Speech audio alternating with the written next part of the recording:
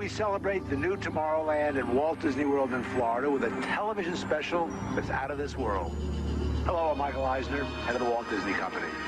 In a top-secret military installation somewhere in the United States, there are those who believe that the government is hiding the remains of an alien spacecraft that mysteriously crashed to Earth. With more and more scientific evidence of alien encounters and UFO sightings, the idea of creatures from another planet might not be as far-fetched as we once thought.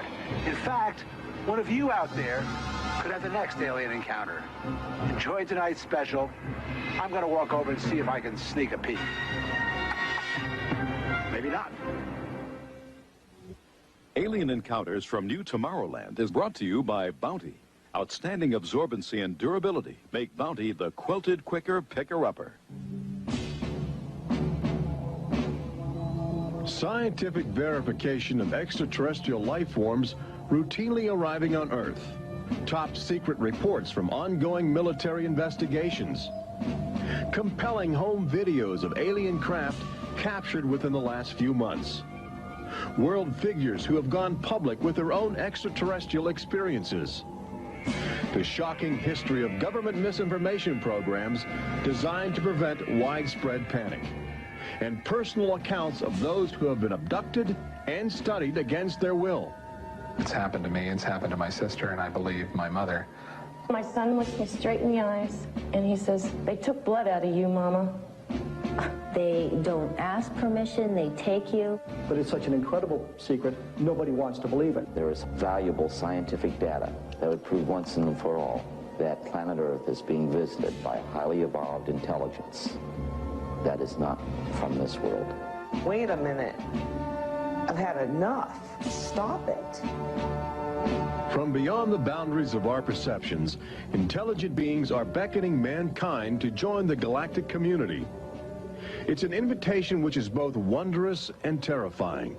This is the nature of alien encounters. Mankind has the unique ability to ignore the obvious, especially when the facts reveal a disturbing truth. We once believed the sun revolved around the earth. When Galileo demonstrated the reverse is true in 1634, he was charged with heresy and placed under house arrest for the last 8 years of his life. The charges were later dropped, 342 years later. Now, as we approach a new millennium, mankind is in the midst of the most profound event in history, actual contact with intelligent life from other planets. For nearly 50 years, officials have been documenting routine alien encounters here on Earth. And thousands of people have seen or experienced this alien presence. Yet many others still refuse to acknowledge the obvious evidence all around them. What is it like to be confronted by a creature whose intelligence and skill is far beyond the comprehension of mankind? Would it be enlightening? Would it be an exercise in terror? Or perhaps both? Here in the new Tomorrowland at the Walt Disney World Resort near Orlando, Florida, these concepts are brought to life as guests experience their own alien encounter, a sensory thriller from Disney and George Lucas. We'll give you a sneak preview later in the show. But first, we must prepare you for the future with some shocking insights from the recent past. Alien ships seem to arrive in waves. And if the last few years are any indication, planet Earth is experiencing a tsunami of sightings.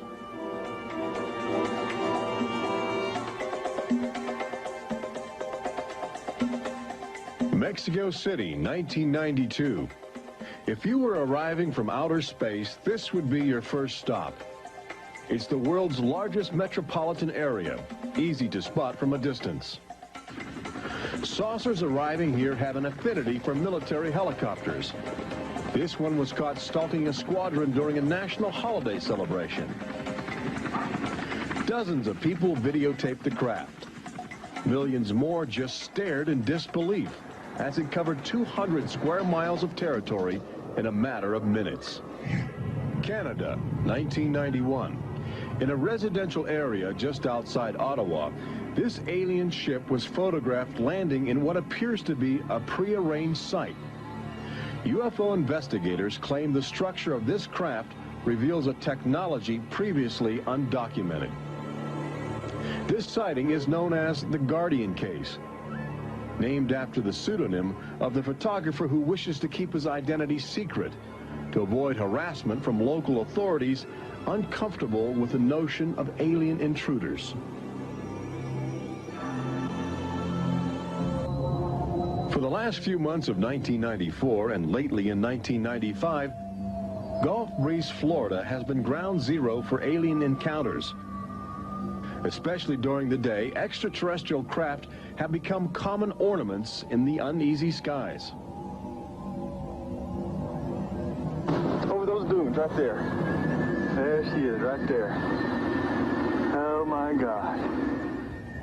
Residents of Gulf Breeze routinely aim their home video cameras at the horizon. More often than not, they capture an astounding alien display. There it is. Right up there. Looks like an egg on top and an egg on bottom. You would think these alien sightings would be front page news. So why have they received almost no national attention? The answer is simple. For governments determined to maintain their authority, extraterrestrial contact is pure dynamite. They're beings from another planet. We don't know where they come from. We don't know what they're doing here. There's nothing we can do about it. Meet Captain Kevin Randall, retired Air Force intelligence officer, now a top investigator of alien encounters. Anytime a technologically superior civilization comes in contact with a technologically inferior civilization, the technologically inferior civilization ceases to exist. Not necessarily through conquest, not necessarily through invasion, but because the technology changes the underlying social structures of that civilization and it disintegrates. Those fears are reflected in a 1960 federally funded study by the Brookings Institution, which warned that public knowledge of alien life could cause civilization to collapse. So they began a policy of covering up and hiding the information, but they also began a policy of ridiculing, so that people who really see something are afraid to come forward. This isn't right to do the ridicule. I mean, a lot of people suffer. Retired Army officer Clifford Stone certainly suffered after he began private research into the UFO phenomena while still in the service. Well, I was given a lawful order while I was in the military to back off. I refused that lawful order. That resulted in me having to go to be psychoanalyzed, which kind of backfired on my command. But I was actually given a lawful order not to write to members of Congress without first getting it approved through my command, and not to talk to members of the media. Of course, I went out and violated all those directives simply because I felt they had no right, that I had a right. He also has determination. This collection of classified government documents represents years of determined effort by Stone to open the UFO files and offer fresh leads to investigators on the trail of the truth. It is not surprising that this book is making top military officials very uncomfortable. I think that some of the underlying concerns they have is the impact it will have on society as a whole if the information is ever released. But why have aliens chosen to visit our small blue planet, hidden on the distant fringes of an insignificant star cluster? Well, we invited them here. When we return, what is attracting alien visitors to planet Earth? Extraterrestrials take aim on America's military. A crashed saucer becomes a top-secret bombshell. The nation's capital becomes a cosmic crossroads. And later, how Disney Imagineers have designed a way to prepare humans for their inevitable alien encounter.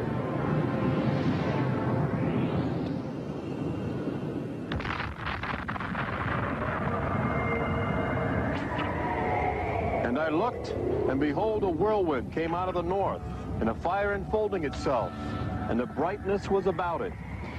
Also out of the midst thereof came the likeness of 4 living creatures. And when the living creatures went, the wheels went by them.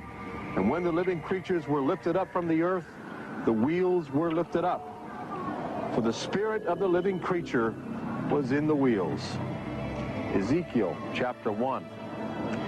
There have been reports of alien encounters throughout recorded history, often buried in the obscure poetry of mystics. But since the end of World War II, alien encounters have adopted a darker, more menacing demeanor. No longer just spirited lights dancing in the sky, UFOs turn more brazen, announcing themselves with surprising ferocity. Most alien activity on Earth in this century seems to have been sparked by the single most profound technological achievement in human history.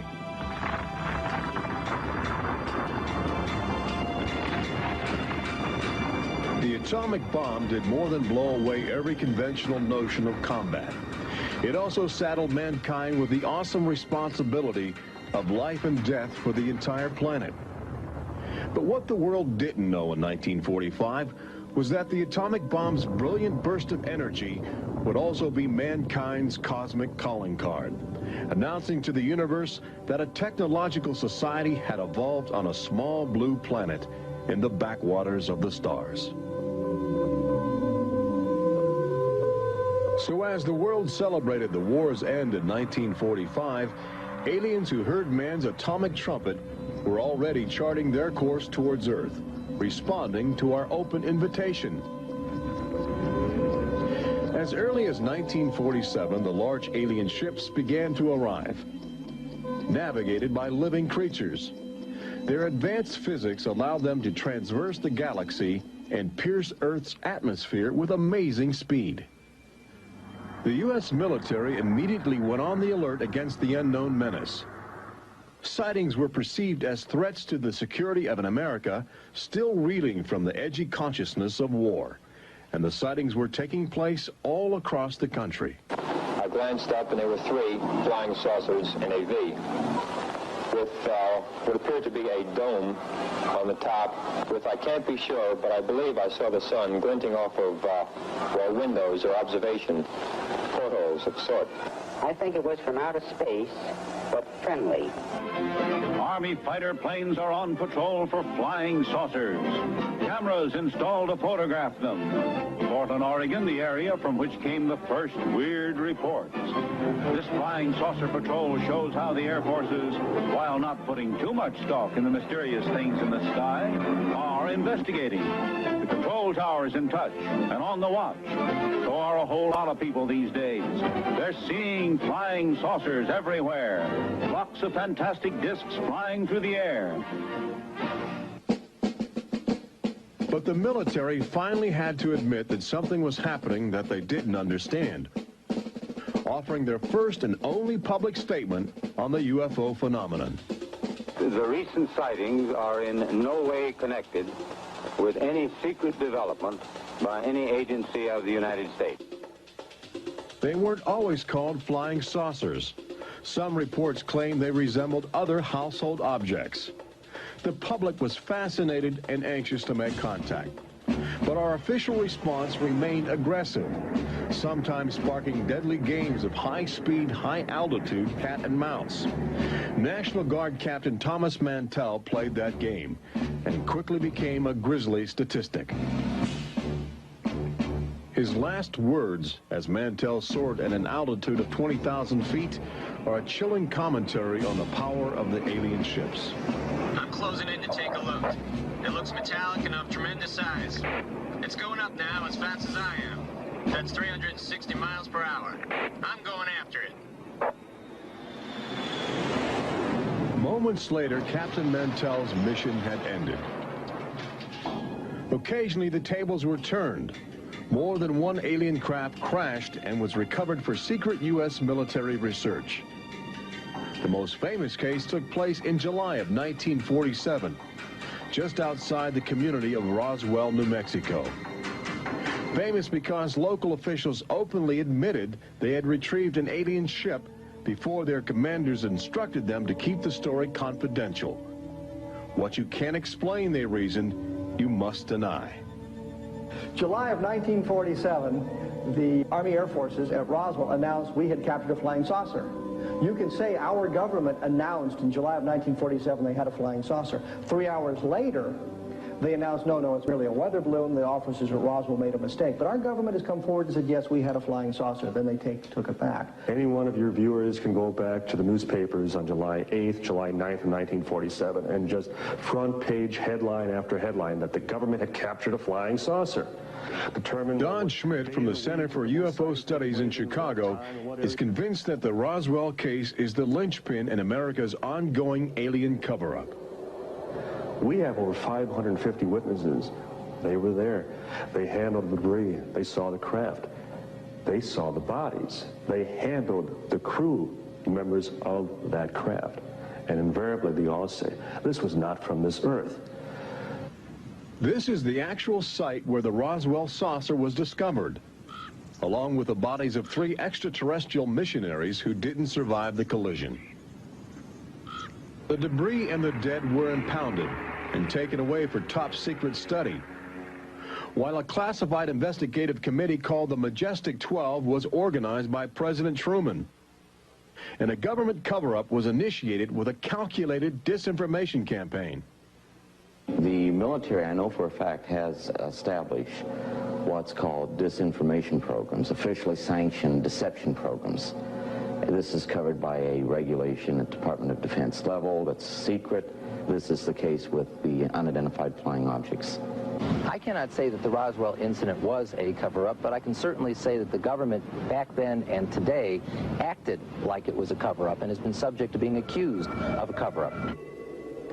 The flying saucer debris at Roswell was attributed to a downed weather balloon. There was no explanation for the alien body parts among the wreckage. Before long, other sightings were dismissed as optical illusions caused by electrified swamp gas, with elaborate demonstrations staged for newsreel cameras to back up the claim.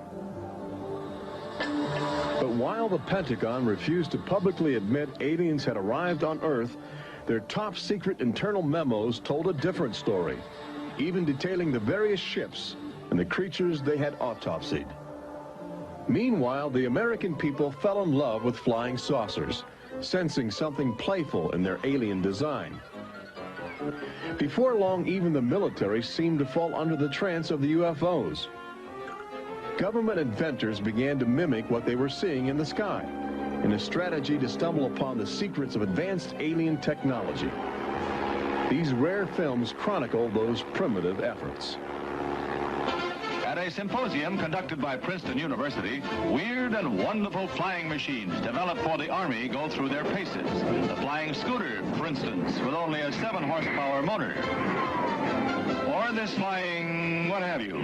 Just count your fingers after starting the fans.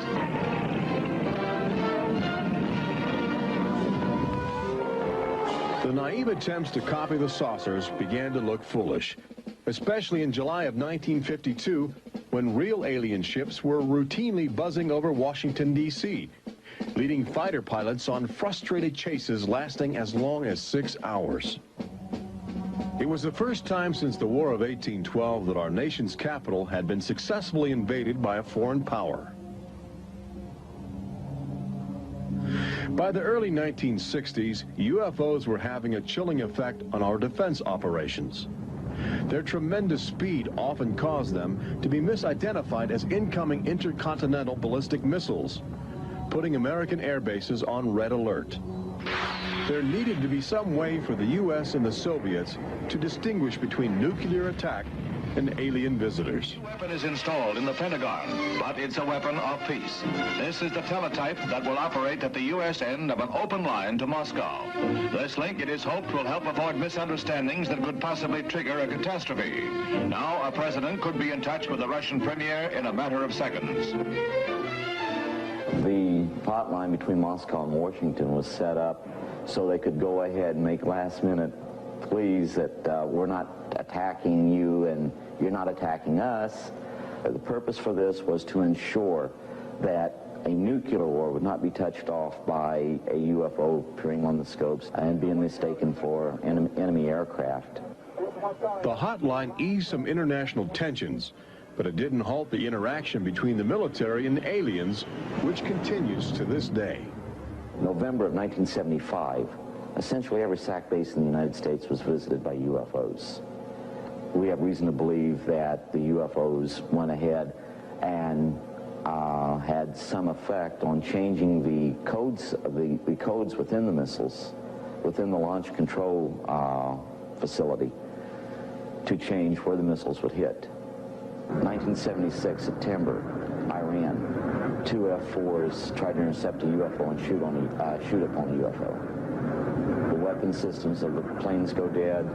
The communication systems go dead. These are just 2 examples of cases which sound like they came out of science fiction, but in reality, they're from government documentation. Documents released by the State Department. 3 main engines up and burning. September 1991. Space Shuttle Mission 48. Commander Clayton and his crew point their cameras at the planet's horizon for a live broadcast to Earth. Many viewers noticed an alien ship playfully cavorting around the shuttle at tremendous speeds. NASA still refuses to acknowledge the incident. But since that time, the space agency no longer allows public access to live unscrambled television signals from shuttle missions. Currently in 1995, the Federal Emergency Management Agency trains personnel with a manual that suggests techniques in communicating with extraterrestrials encountered in the line of duty. This document is in marked contrast to a federal law passed by Congress in 1969, which makes it illegal for any American to have contact with an extraterrestrial, punishable by a $5,000 fine and a year in jail. Ironically, both documents were composed by a government which refuses to publicly admit that there is intelligent life on other planets. Indications are that government, military, and scientific leaders will soon release nearly a half-century of official documentation of ongoing alien encounters on Earth. Perhaps they feel it would be too embarrassing not to reveal the truth before the truth reveals itself. But these FBI files acquired through the Freedom of Information Act outline nearly 50 years of UFO reports investigated by federal agents all across America. Overwhelming evidence that something sinister is at work. But look carefully. The torn pages, the ragged copies, the large areas blacked out in an effort to keep secrets locked away. If we are keeping information, which I am certain we are, from the American public on unidentified flying objects, then we're wrong. Government has an obligation to the people to tell the truth. No matter what that truth might be, the people have a right to know that planet Earth is being visited by a highly evolved intelligence that is not from this world.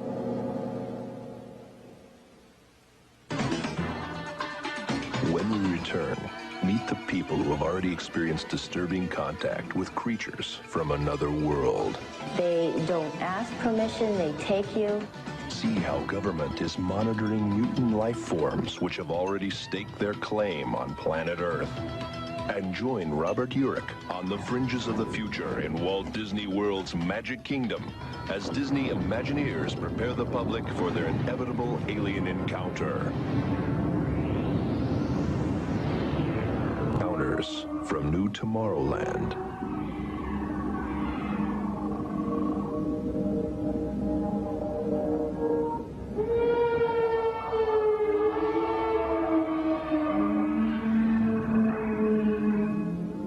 The fact is, everyone encounters alien life forms each day. We've just become accustomed to ignoring the evidence.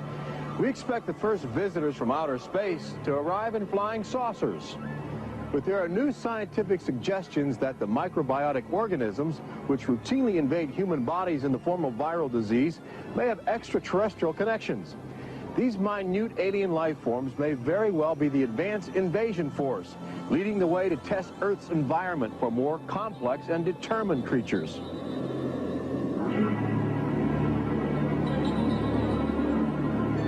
The idea is not new. Arrhenius, a Swedish chemist who died in 1927, first proposed the theory of transfermia, the notion that life is universally dispersed, possibly carried by cosmic winds across the vast expanse of the galaxy in the form of viral spores. Uncovering this mutating alien life is an ongoing government project carried out by scientific teams at NASA. They begin by collecting meteors which have landed on the barren landscape of Antarctica. Here, low temperatures preserve the alien life clinging to 4-billion-year-old cosmic debris. In a specially sealed clean room at the Johnson Space Center, these crude interstellar spaceships are carefully dissected to extract the biotic matter inside. Amino acids, a kaleidoscope of organic compounds, and the chemical catalysts of life are analyzed with sophisticated gas chromographs and mass spectrometers. Life is plentiful in the universe and eerily tenacious. Lately, scientists have found extraordinary numbers of unknown organisms which have gained a biological foothold where we once thought survival would be impossible. They grow in deadly ammonia gas. They are resistant to ultraviolet radiation. They thrive inside the radioactive cooling systems of nuclear power plants. And they can even survive the vacuum of space, reanimating themselves when air and water become available. Riding inside the stone cocoon of a meteor, life can travel virtually anywhere, and a good deal of it lands on planet Earth. But just as we explore the genetic package of alien life, visitors from space are routinely examining human specimens, abducting men, women, and children in order to conduct disturbing biological experiments. Very, very few people who've had the experience are willing to talk about it publicly.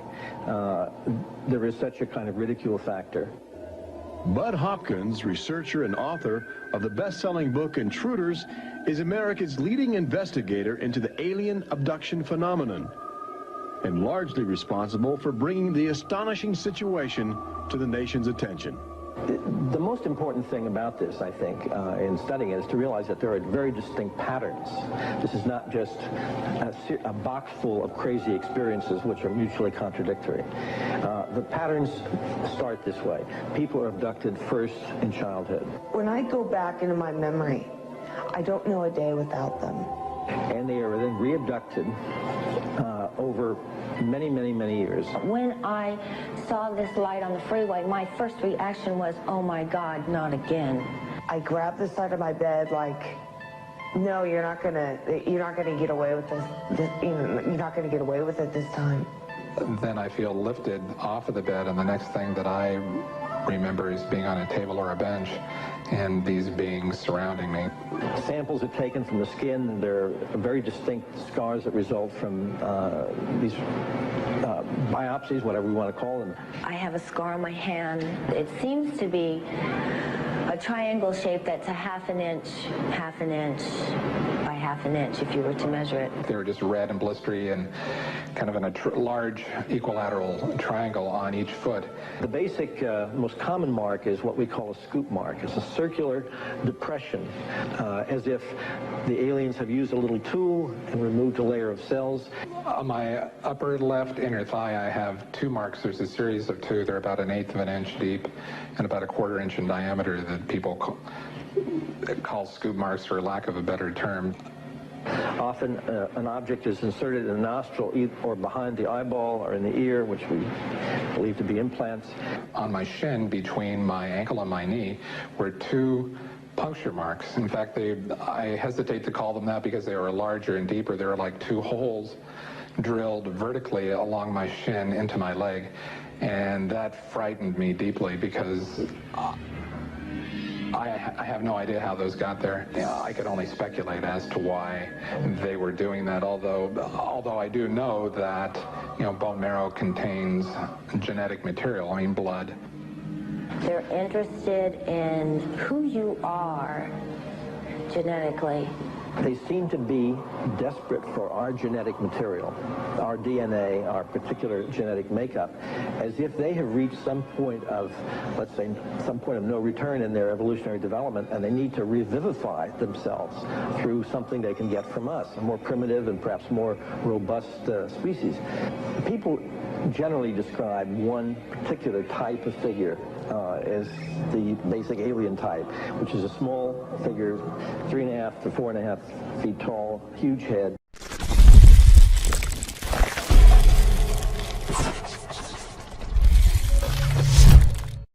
huge black eyes, hairless, grayish-white skin, just a tiny slit for a mouth that doesn't move, and so forth. I'd say that accounts for about 85% of the descriptions. There's some that are very, they talk about the reptilian being like sexually aggressive, and then there's some that look like praying mantis that are very mean and very violent. It is a violation of your body. It's a violation of your space. They don't ask permission. They take you. On this earth, when you are raped, when you are mugged, even if you don't see that person that is doing you bodily harm, you have somewhere to go. You can go to the police and at least give a report whether they do something or not. You have somewhere to go. But in this case, you have no one to talk to. You have no one to say, this has happened to me. I've been so violated. You don't even know. And you're not ready for this. My love life went to hell. My schooling went to hell. Everything went to hell. And it's terrifying. It's not fun. It ruins your life because you have nowhere to go. Twinkle, twinkle, little star, how I wonder what you are. Up above the world so high like a diamond in the sky. Makes me want to cry.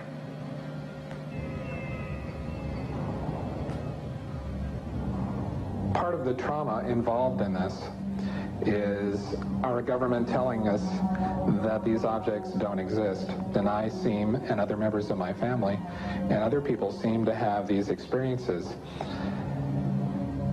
It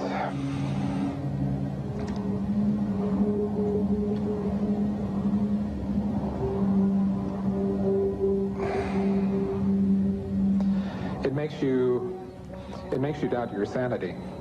The range of people who have had abductions around the world, because it is a global phenomenon, is just, it's a total range. I've worked with people who are of Oriental backgrounds, African-American background, Hispanics. I've worked with one NASA scientist, a research scientist, who is an abductee, a police lieutenant from the South, doctors, lawyers. I mean, I've had, incidentally, 7 psychiatrists come to me because of their own personal abduction experiences. The phenomenon affects people from all walks of life. And it has a dramatic effect on families. Debbie and Terry know firsthand. Both are ongoing abductees with deep concerns about the chilling connections between aliens and their children. I thought this was mental illness. Then my son started speaking about little airmen coming into his room and taking us up, and there was even one point where he said, "They took blood out of you, Mama." He wanted guarding all the time. He wouldn't go to bed at night unless I slept with him. He was angry. And the other thing is he started setting traps. One night my husband came home from work and there's these little colored stones all over the garage. And Dale, my husband, said, "What is this for?" And he says, "Well, this is when the airmen come, they slip and fall on their butts." The interesting thing about children is a sort of innocence about their perceptions. I will present these cards of different heads, and there's Santa Claus, Batman, policeman, a clown, Ninja Turtle, an alien. What we do is to see how the child responds when we get to the alien face, and it can be extremely moving because I've seen children just collapse when they see the drawing of the alien, crying, hugging their fathers or their mothers in terror. Well, she was 4 years old, and she was past bedwetting and all of that behavior. She was beyond that, and she'd never wet her bed. And when we moved to Banning, she started having nightmares every night and wetting her bed. And a couple of weeks ago, she had a bunch of scratches on her face, and she didn't have them when she went to bed. I said, "What happened?" And it was funny. The only thing I could get out of her was that she asked me, "Do aliens hurt you?" And I went, "What?" And a woman told me, for instance, that her little girl, when she was first able to talk, would tell her about these nightmares of what she called the bugs coming in the room. And they were big big bugs with big eyes. And again, there were some physical marks, all the surrounding evidence suggesting abductions. At one point, the mother, a few years later, was getting out of the car with her daughter at a shopping mall, and the Goodyear blimp was coming over. And the little child said, "Mommy, look, don't you remember when you and I were up in that thing with the bugs?" The last time I had a session, in that session I actually saw Lexi being escorted by two small grays, and it was very upsetting to me. I could not handle the fact that my daughter was being subjected to something that I had no control over. And when I think you have no control over something, that you're so helpless, it's like your child's drowning or something, and you can't save them. I feel like I'm going to go crazy because there isn't anything I could do for my son. I know. One of the most interesting things, too, from a child's point of view, has to do with the fact that communication is telepathic. One little boy drew on some drawings he'd made for me of the aliens. He put on the side of the head, each alien head, a gigantic ear, just one. And his mother said, "What's that?" And he said, "Well, Mommy, I know they don't have ears, but I put that there because, you know, they can hear everything you're thinking." When we return, Robert Urich takes you to the new Tomorrowland in Walt Disney World's Magic Kingdom, where Disney Imagineers are creating extra terror, estrial excitement, preparing the public for cosmic contact with a virtual alien encounter.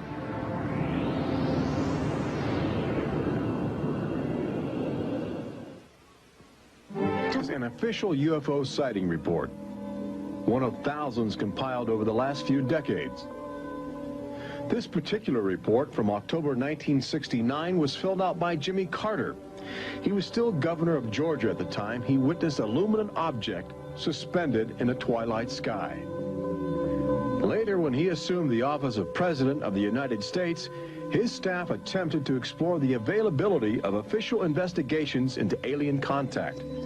As this internal government memo illustrates, there are some security secrets outside the jurisdiction of the White House. We investigated lights in the sky for over 20 years. We didn't get anywhere. We have over 100,000 cases from over 160 countries in our files at the Center for UFO Studies in Chicago.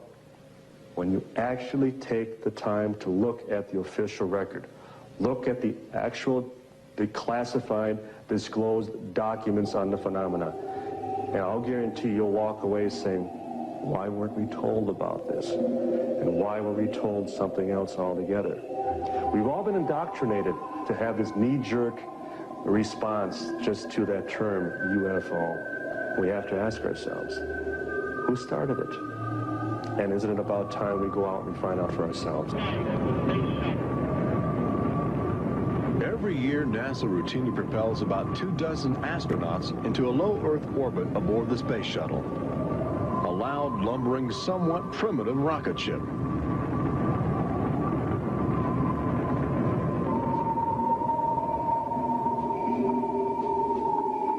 But most Americans will likely explore outer space aboard crafts of alien origin. Statistics indicate a greater probability that you will experience extraterrestrial contact in the next 5 years than the chances that you will win a state lottery.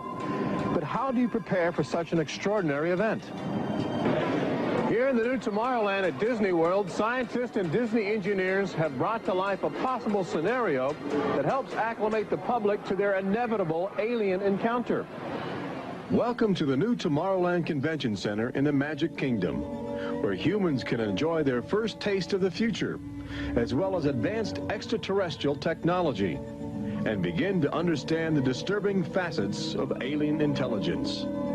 Access Technologies, an interplanetary manufacturing and marketing conglomerate, is one of the first alien firms to take advantage of this showcase facility in New Tomorrowland, introducing humans to technology which promises to seize the future. Today, guests are exploring the concept of teleportation, the ability to transmit solid matter or living creatures across the endless void of space.